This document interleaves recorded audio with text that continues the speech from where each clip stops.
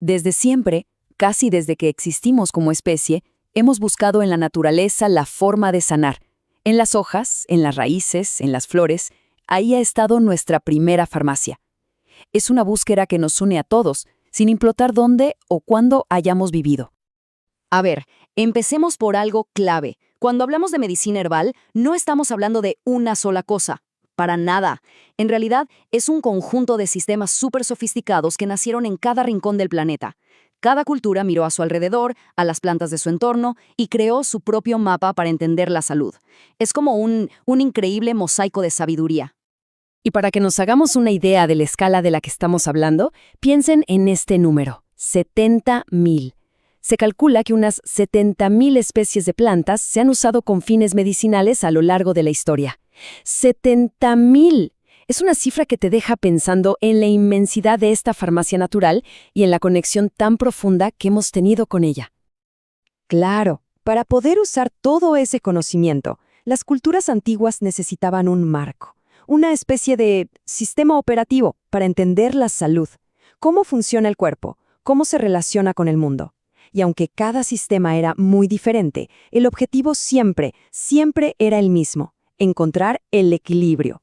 Por ejemplo, en Europa, durante siglos, la idea principal fue la de los 4 humores. Seguro la han escuchado. La salud, según esta teoría, dependía del balance perfecto de 4 fluidos: sangre, flema, bilis amarilla y bilis negra, cada uno conectado a un elemento. Si algo se desbalanceaba, demasiado de uno, muy poco de otro, bueno, pues se usaban hierbas específicas para volver a poner todo en su lugar. Pero si nos vamos a China, el enfoque es radicalmente diferente. Y esto es fascinante. Mientras en Occidente se enfocaban en lo material, en los fluidos, en la filosofía china la clave es la energía, el qi. La salud no es un balance de líquidos, sino el flujo libre y armonioso de esta energía vital a través del cuerpo.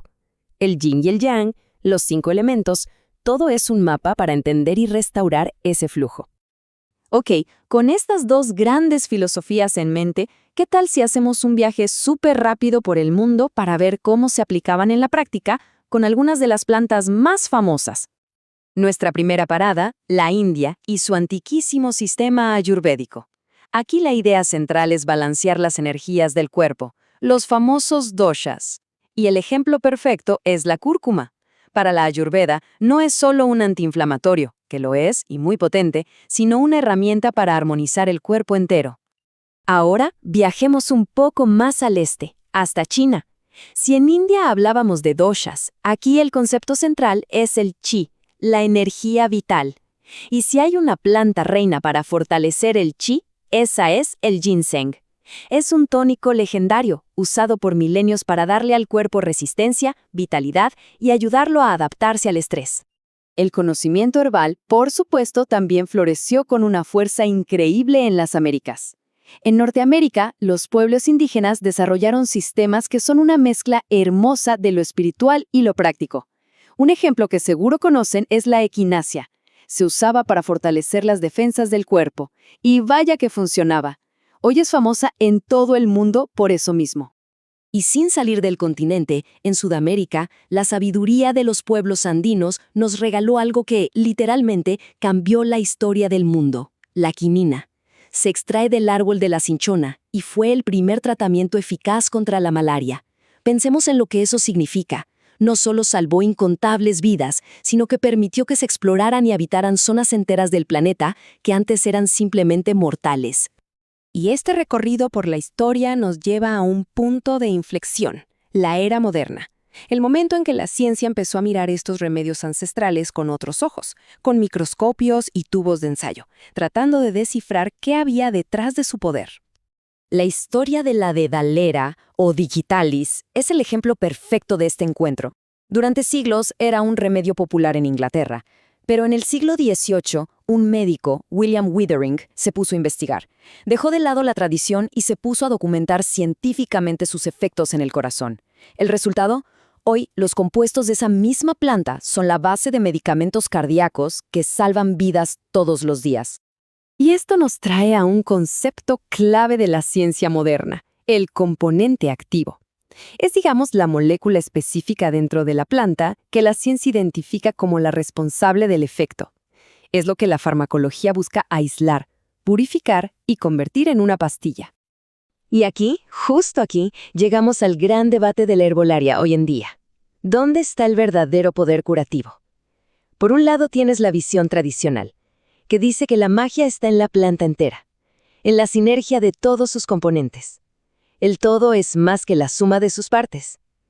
Y por otro lado tienes la ciencia moderna, que busca ese único componente activo para crear un fármaco súper preciso y potente. Son dos formas muy distintas de ver la sanación. Hoy estamos viviendo un resurgimiento, un interés enorme por la medicina herbal en todo el mundo. Pero claro, este regreso a las raíces no viene sin sus propios desafíos y nos obliga a hacernos preguntas muy importantes sobre el futuro. Porque, a ver, esta popularidad tiene consecuencias. La demanda masiva está poniendo en peligro a algunas especies. El ginseng americano, por ejemplo, está amenazado. Entonces, la conservación y el cultivo sostenible se vuelven vitales. Luego, en un mercado global, ¿cómo nos aseguramos de que lo que compramos es seguro y de buena calidad? La ciencia sigue investigando para entender por qué funcionan estas plantas, y el debate del que hablábamos, planta entera versus componente aislado, sigue más vivo que nunca. Y con esto cerramos nuestro viaje. Hemos ido desde las filosofías ancestrales de equilibrio hasta los laboratorios más modernos. La historia de la medicina herbal, al final, es la historia de la humanidad buscando sanar. Y la pregunta que nos queda, y que es clave para el futuro de la medicina, es esta. A medida que la ciencia nos revela más y más secretos de la naturaleza, ¿cómo vamos a lograr un equilibrio entre esa sabiduría ancestral, probada por milenios, y el rigor de los descubrimientos modernos? ¿Cómo podemos integrar lo mejor de ambos mundos?